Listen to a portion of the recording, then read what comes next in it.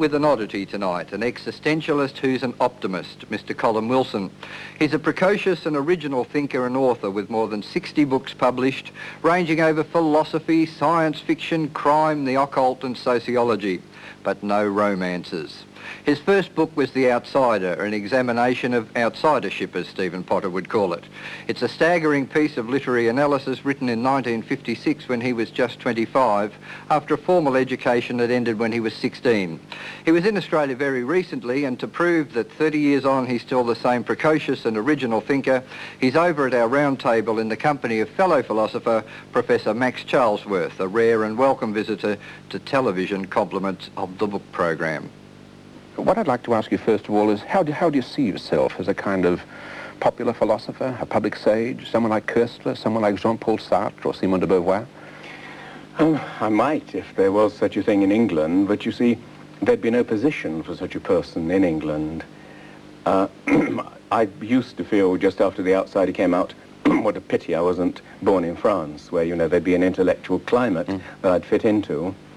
And yet, in a certain sense, I feel in a way, maybe it's just as well, but I wasn't born in France. In England, I've been forced to work alone.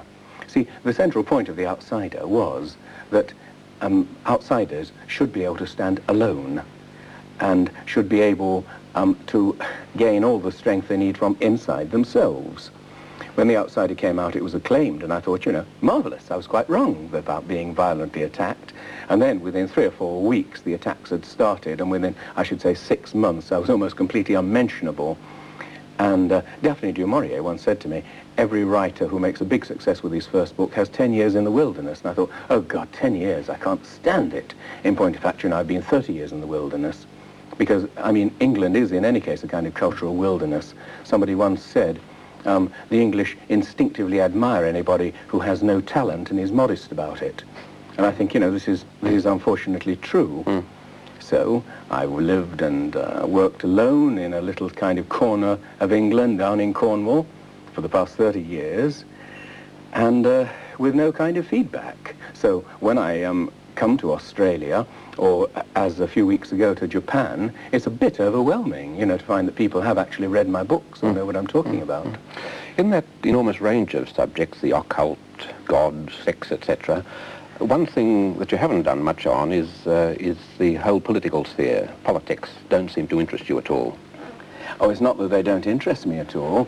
It's partly that being obsessed, as I always have been, with man's internal condition, particularly with these strange flashes of sheer delight that made the romantics feel that life is so wonderful they never want to die, with my obsession with that, I found that, you know, the leftists, who were very much the fashion at the time I published The Outsider, were just not my cup of tea. They didn't interest me. Besides, all people, I think, who are obsessed by man's internal conditions, Dostoevsky is an example, tend to be naturally conservatives.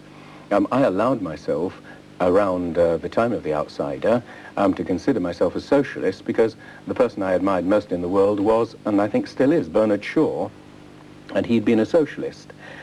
It wasn't until I came to write a book about Bernard Shaw in the early 70s and wrote a chapter defending Shaw's socialism that I really examined it closely. And when I reread that chapter in proof, I felt very dubious about it. And when I finally read it in the actual book itself, I thought, what a lot of bloody rubbish. And so I ceased to be a socialist. And I guess I would now, you know, consider myself a conservative. What kind of a conservative? A Thatcherite conservative? I admire Mrs. Thatcher enormously, yes.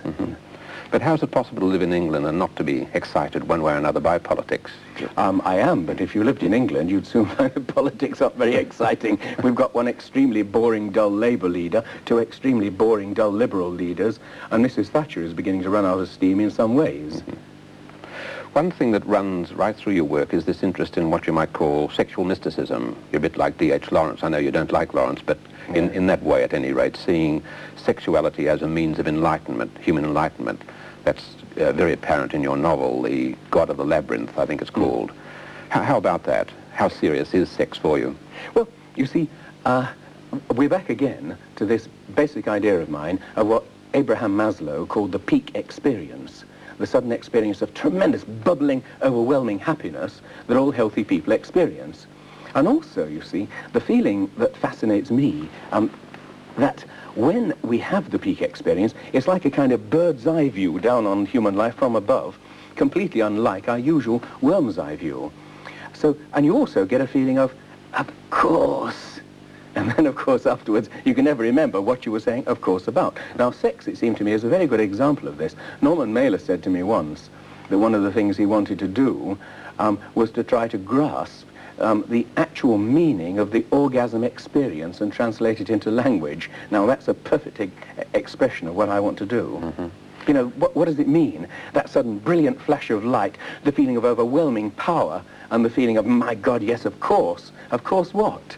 But this is very much like D.H. Lawrence, isn't it? I suppose, in a way. I just feel that Lawrence was sort of rather a mean, nasty little man.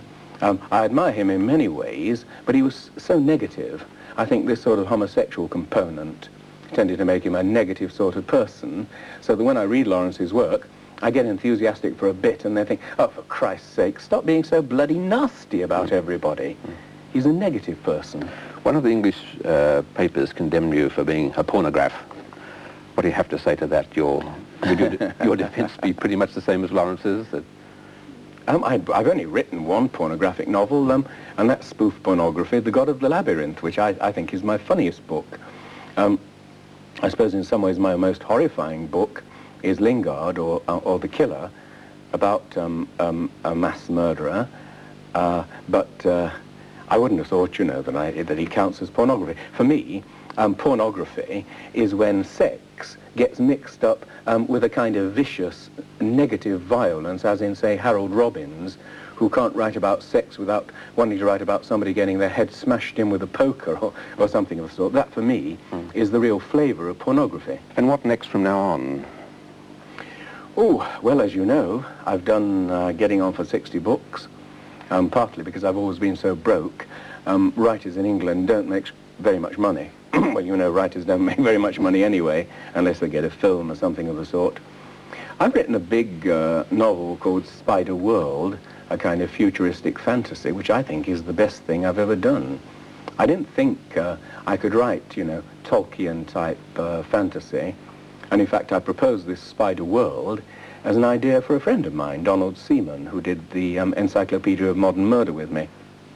And when I put the idea to Don about a future date when the Earth is dominated by giant telepathic spiders who breed human beings for food, Don said, oh, that's not really my cup of tea. And I said, well, I tell you what, I'll write it with you. We'll do it together. And I made an outline of it, sent it to my publisher. My publisher accepted it and gave us an advance. I then settled down to writing it, and Don said, now you tell me when you want me to write my bit. And I said, well, look, let me just get it started, convinced that I'd be bored within 20 pages and want to shove it onto him. In fact, I found that I became so completely obsessed with the book that it kept pouring out, and soon a 300-page novel had turned into a 1,000-page novel, and it was still pouring out. And so, you know, I feel that in some ways this could, in fact, maybe, with a little luck, be the kind of popular breakthrough to a younger generation that I'd always hoped for. How young a generation? And a teenage. Teenagers? Yeah. One other thing that's always interested you is human criminality, hasn't it? You've spent a lot of time on that, and one of these recent books you're talking about is more of the same. How does that sit with your, you know, determined optimism? I think you're pretty crook on the existentialist for being so negative, and at times you've described yourself as a positive, optimistic existentialist. But how does that interest in human criminality go with that? Well, it all began, of course, with The Outsider. The Outsider originally was intended to have a chapter called The Outsider as Criminal, and the only reason I didn't put it in, and it was incidentally written, and then it went into the Encyclopedia of Murder as an appendix. The only reason that I didn't put it in was that I felt writing about real murderers after writing about so many books, I mean, it wouldn't really fit. But nevertheless, this basic feeling that criminality reveals something fundamental about human beings, about human psychology. You see, is my basic complaint about human nature, in a way, is that we so easily lose all sense of direction and find ourselves stuck and bored in the present moment. Now, things that startle us out of this are sudden revelations, sudden great insights, But also, if you read some particularly nasty murder case, then quite suddenly you experience that feeling of, "Ugh, how nasty." And this, as the other side of the coin, shows you that life is far more meaningful. You know, for example, if you read about a nasty accident, you suddenly get the feeling that you know, if you were God and you could wave a magic wand, you would put time backwards and stop it from happening. And yet the people involved in that accident would probably just go on living their ordinary everyday lives, and maybe some of them would even commit suicide. The fact is that we do not see this tremendous underlying meaning in human existence until we face the negative. That Greek poet, Dimitrios Kapitonakis, said at the beginning of the war, he said, "When the war started, I thought, good, this is going to be a horrifying experience, but at least it will wake us up." He said, and then I realized with disappointment, even war cannot frighten us enough. And I feel in a way that when I read of criminal cases, I'm trying to frighten myself into a kind of moral perception of what life is all about. When you call yourself a positive existentialist, how seriously do you mean that? Where do you get your optimism from? You know, where is it grounded, so to speak? Is it just sort of, you know, having a good digestion and good bowels, etc., and you feel at peace with the world down in Cornwall, or is it grounded anywhere? Oh, no. You could say that basically, when I read Sartre and Camus and various other existentialists of that school, I feel that they made certain fundamental errors. In fact, some of them are just schoolboy howlers. I mean, neither Sartre nor Camus understood Husserl, for example. But it's much more simple than that. Really, what interested me to begin with was this feeling of the romantics, of people like Goethe and Schiller and Wordsworth and Shelley, that the universe is an absolutely wonderful place where no one would ever want to die. And then, of course, the feeling that they experienced the next morning of, you know, what the hell did I mean by that? The total evaporation of the vision. Now, since I'd experienced the vision myself over and over again, my feeling was, can it be pinned down in words so that it could not escape?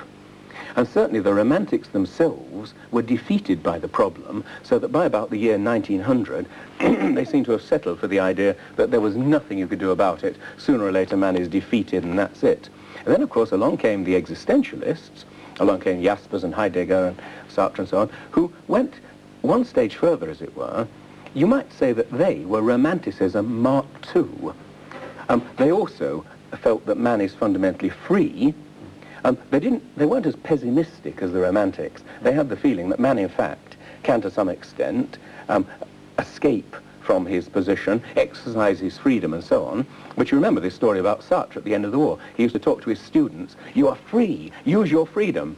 And they used to march out of the hall, seething with enthusiasm. Then they'd say to Sartre, "What do we do with our freedom?" Sartre could say, "I don't know." And it would all quickly evaporate. What I wanted to do was to create what you might call Romanticism Mark III.